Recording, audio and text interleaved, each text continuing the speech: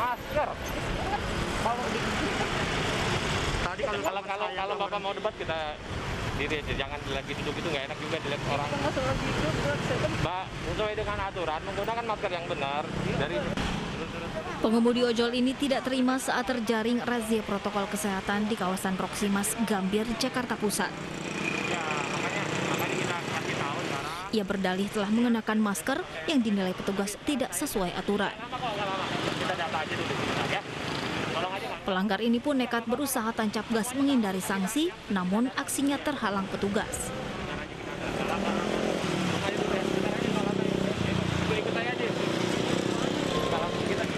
Tak hanya pengemudi ojol, petugas juga merazia pengguna jalan yang tak tertib mengenakan masker. Kita lagi ngobrol tadi Pak barusan. Setidaknya 25 pelanggar terjaring razia. Ntar dulu Bos ya. Mereka lantas dijatuhi sanksi sosial, menyapu jalan dan fasilitas umum.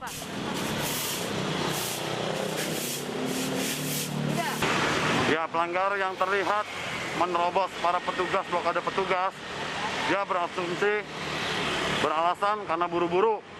Dan terlihat juga tadi satu pelanggar sudah menggunakan kaca helm, namun terlihat dengan petugas tidak menggunakan masker dengan baik dan benar.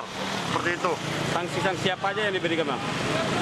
Sanksi yang diberikan di sini ada 2 sanksi, yaitu sanksi sosial dan sanksi denda. Razia protokol kesehatan di masa PPKM Mikro perpanjangan ini akan terus digelar petugas demi menekan tingginya angka penyebaran COVID-19 di ibu kota. Bagaimana langkah penanganan atau atas penyebaran COVID-19 di Indonesia selama setahun ini? Sudah ada tenaga ahli utama Kantor Staf Kepresidenan Brian Sri Prahastuti dan epidemiolog dari Griffith University Diki Budiman. Selamat malam Mbak Brian dan Bung Diki. Selamat malam Bang Latif. Selamat malam. Selamat malam Kang Diki. Saya ke Mbak Brian dulu. Selamat malam, Cep. Ya. Saya ke Mbak Brian dulu. Mbak Brian, setahun COVID di Indonesia. Hari ini 1,3 juta yang sudah terpapar. Apakah penanganan yang selama ini kita lakukan sudah on the track atau ada hal-hal yang bisa kita improve lagi untuk menekan penyebaran COVID? Iya, kalau ada yang harus diimprove kayaknya iya ya masih ya. Karena pertambahan kasus positif kan masih terjadi. Kemudian kematian juga masih terjadi. Artinya memang masih ada yang harus ditingkatkan, diperbaiki.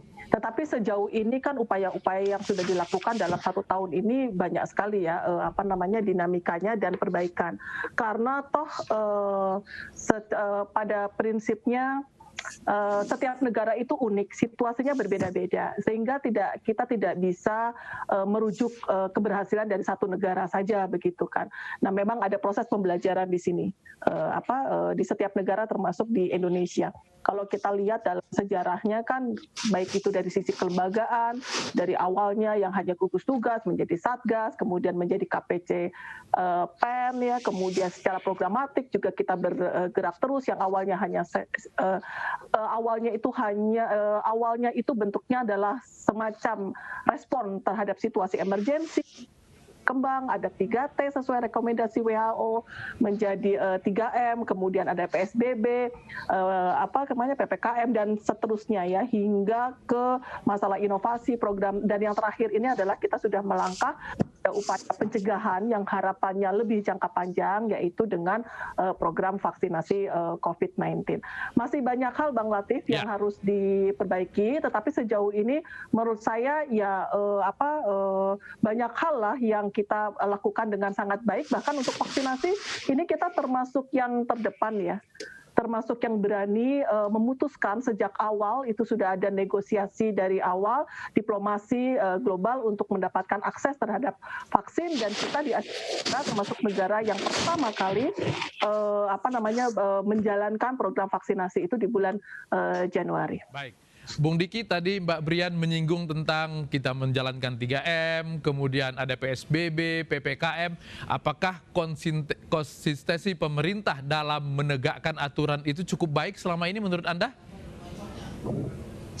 Ya, pertama ya, saya senang kalau pemerintah sudah menyadari ada kelemahan. Nah, berarti kan kalau menyadari kekurangan akan ada upaya untuk perbaikan. Itu hal yang sangat penting dalam situasi seperti ini, dan tentu harus kita dukung.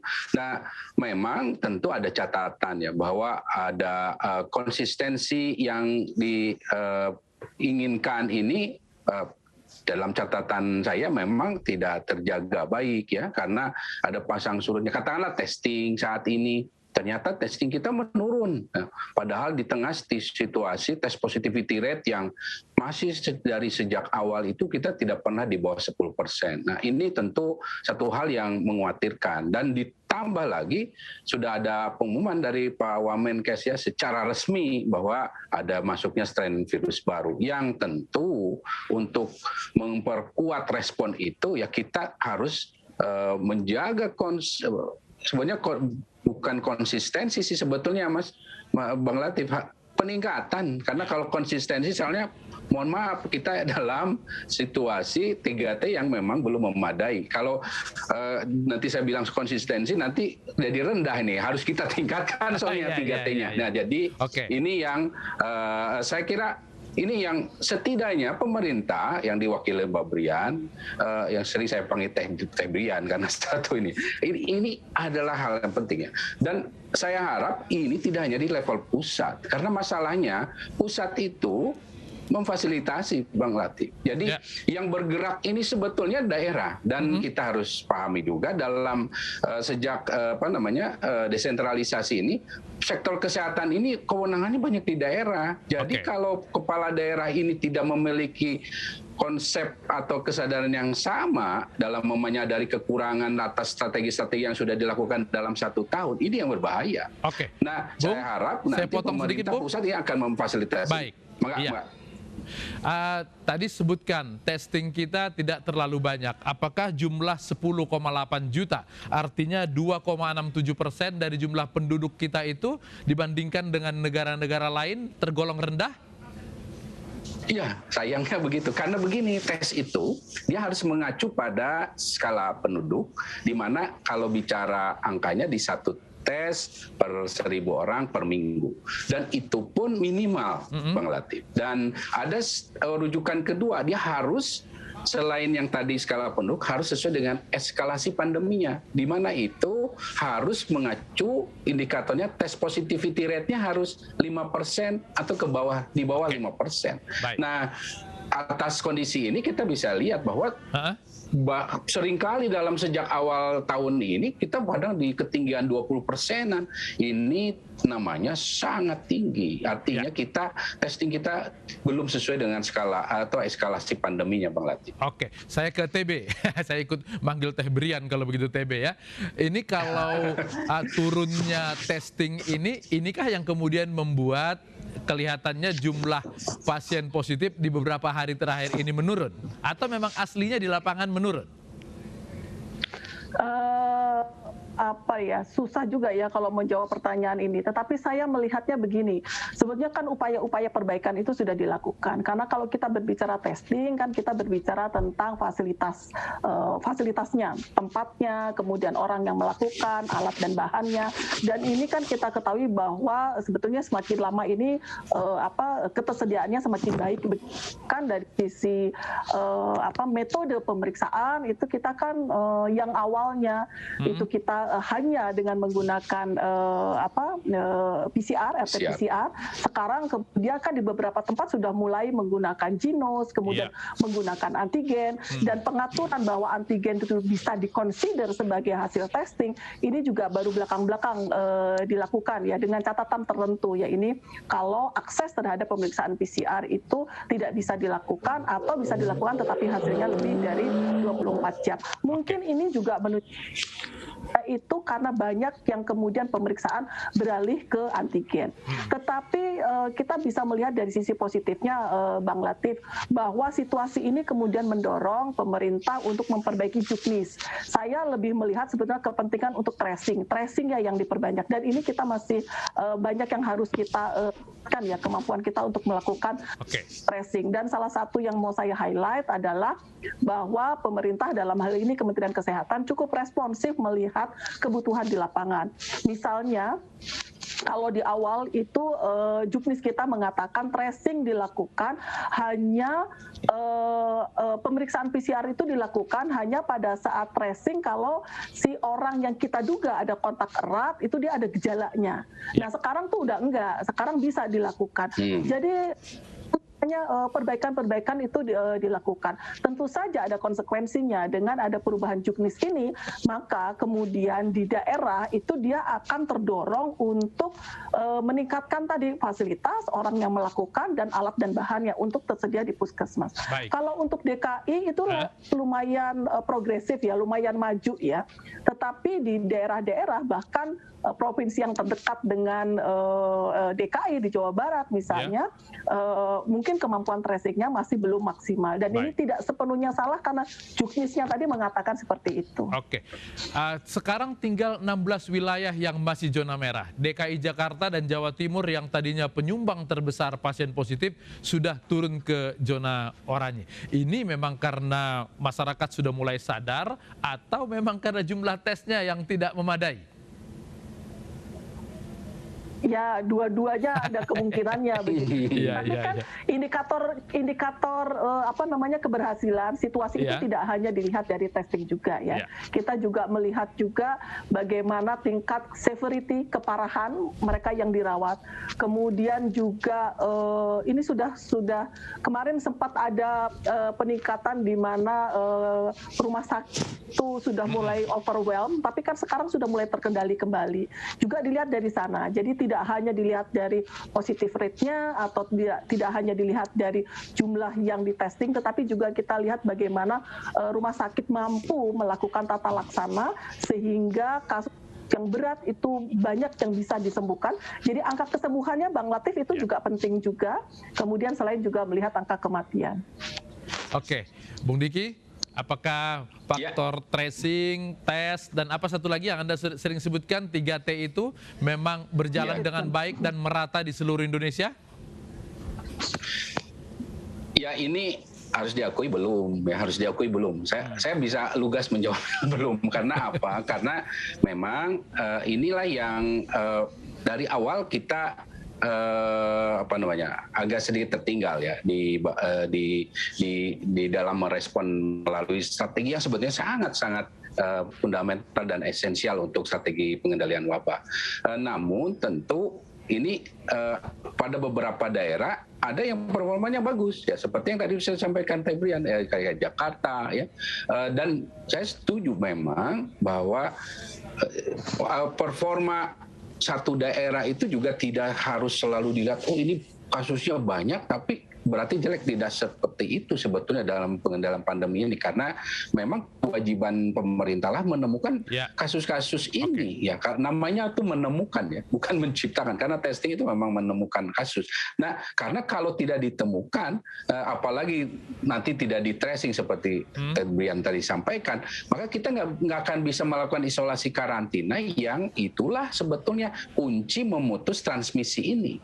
Ini yang itulah sebabnya kenapa saat ini ya kita sambut baik kalau ada penguatan di pasal tracing ini, karena memang kepentingannya adalah untuk isolasi karantina ini. Bahkan pada wilayah-wilayah yang katakanlah testingnya itu juga tidak ada dan segala macam, yang penting itu kita melakukan isolasi karantina itu Bang Latif. Karena itu yang bisa, dan untuk diketahui ya kemanfaatan dari isolasi karantina ini apa namanya udah lebih dari 1000 tahun ya. Dalam sejarah pandemi itu 1000 tahun efektivitas dari isolasi karantina, dan itu belum bicara, nggak ada dulu itu testing itu nggak ada, pokoknya ada gejala-gejala inilah langsung isolasi karantina. Nah ini yang saya sampaikan nih ke Bang Latif, saya dengan Febrian ini saya mengajukan satu ide di Kota Bandung ataupun di Jawa Barat, kita perkuat respon pada level komunitas ya, karena saya nggak mau juga cuma kuar-kuar ini, karena sebelumnya saya memang di pemerintahan, tapi kita ingin perkuat ini di mana kita bisa terapkan bagaimana sih sebetulnya dengan segala keterbatasan, karena kan kita kalau bicara Indonesia luar biasa diversifikasi atau variasinya ya. Jadi penguatan pada level komunitas dengan apapun namanya kliniknya yang sifatnya bisa merespon cepat, sehingga intinya kita bisa langsung tangkap kasus ini, isolasi karantina. Isolasi karantina itu intinya. Baik, Teh Brian, dari segi pendanaan, apakah mengatasi dengan kecepatan tracing tes di mana-mana itu masih mencukupi kita? Ya, kalau kita lihat kan dana yang sudah digelontorkan pemerintah tahun 2020 itu sekitar 600 berapa ya? Sekitar 695, sekian triliun. Dan untuk 2021 itu lebih sedikit lah, sekitar 699 triliun.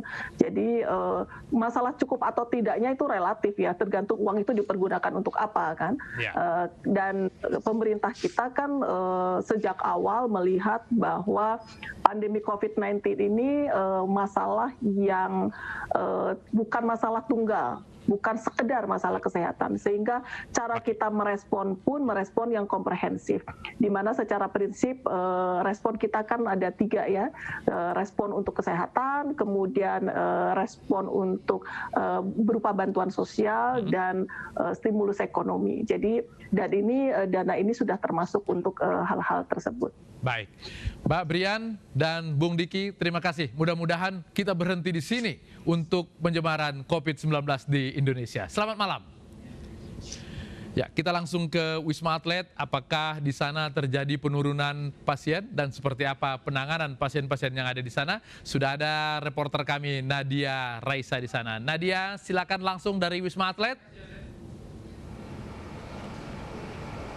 Ya, Latif, hingga saat ini, untuk saat ini sendiri ada sekitar 4.300 pasien yang masih dirawat di Rumah Sakit Darurat COVID-19 Wisma Atlet Kemayoran, yang berarti untuk seluruh tower, baik itu tower 4, 5, 6, dan juga 7, sudah terisi sekitar 79%. Dan untuk tenaga kesehatannya sendiri, di sini ada sekitar 2.949 orang yang terdiri dari dokter umum, dokter spesialis, ada yang menjadi logistik, dan berbagai peran lainnya. Tentunya mereka semua menjadi garda terdepan dalam melawan COVID-19 ini. Dan untuk Rumah Sakit Darurat COVID-19 Wisma Atlet Kemayoran sendiri sudah hampir 1 tahun beroperasi, yaitu pada 23 Maret 2021 mendatang. Dan juga di sini ada berbagai kegiatan yang dilakukan juga oleh para tenaga kesehatan. Untuk lebih lengkapnya lagi, kami akan berbincang-bincang dengan Letkol Laut Dr. Gi Arifin, Komandan Lapangan Rumah Sakit Darurat COVID-19 Wisma Atlet Kemayoran. Ya, selamat malam Bapak, boleh dijelaskan untuk menyambut atau 1 tahun nih kita berjuang melawan pandemi COVID-19 ini, apa sih yang dilakukan gitu? Ada kegiatan apa di sini? Iya, jadi dalam rangka memperingati perjuangan 1 tahun melawan pandemi COVID-19 di Rumah Sakit Darurat COVID-19 Wisma Atlet ini, tepatnya nanti tanggal 23 Maret ya, pukul 17.00 dibuka oleh Bapak Presiden Republik Indonesia Joko Widodo. Ya, kita adakan kegiatan-kegiatan, rangkaian kegiatan perlombaan. Jadi untuk menyemangati mereka, menyemarakkan juga, memberi energi baru, semangat baru, kita adakan lomba-lomba. Ya, di antaranya memang ada yel-yel, kemudian ada lomba bulu tangkis, badminton, voli. Nah, kemudian di pasien sendiri juga kita akan adakan lomba untuk mereka, yaitu adanya vlog untuk perjuangan bagaimana mereka selama dirawat untuk mendapatkan nilai negatif dari hasil swabnya. Ya. Nah, terus ini berarti yang tenaga kesehatan yang di sini sedang berlatih atau bagaimana nih Pak? Ya, jadi malam ini kita adakan final ya. Jadi malam ini ada final dari lomba yel-yel. Jadi yang masuk final di sini ada nanti malam ini 15 tim dari berbagai divisi. Mereka ada perawat, ada porter, kemudian ada dokter, ya, kemudian ada tenaga kesehatan yang lain, farmasi juga ikut dalam lomba ini. Ini yang salah satu masuk final. Ini adalah dari tim porter yang ada di Rumah Sakit Darurat COVID-19 Wisma Atlet. Mereka sedang bersiap-siap untuk memberi samaran, atau nanti penilaiannya juga mereka tergantung dari kostum, kemudian tergantung dari kekompakan mereka juga, kemudian ada keunikan dari tim dalam yel-yel itu. Jadi diharapkan malam ini akan menjadi malam yang memberi semangat baru untuk tenaga kesehatan atau relawan yang ada di Rumah Sakit Darurat COVID-19 Wisma Atlet. Oke. Terima kasih Pak atas waktunya. Ya Latif dan juga pemirsa, seperti diketahui di sini tenaga kesehatan juga bekerja atau memiliki shift selama ada 3 giliran, yaitu setiap 8 jam dan juga tentunya harus menggunakan APD untuk menghindari tertular dari pandemi COVID-19. Nah, kita juga sebagai masyarakat tentunya harus tetap menjaga agar diri kita tidak tertular COVID-19 dengan menerapkan protokol kesehatan. Ya, Latif. Oke, Nadia Raisa melaporkan langsung dari Wisma Atlet. Terima kasih. Kota Padang satu dari sedikit wilayah di Indonesia yang sudah menggelar sekolah tatap muka. Apa rahasianya? Tunggu sesaat lagi.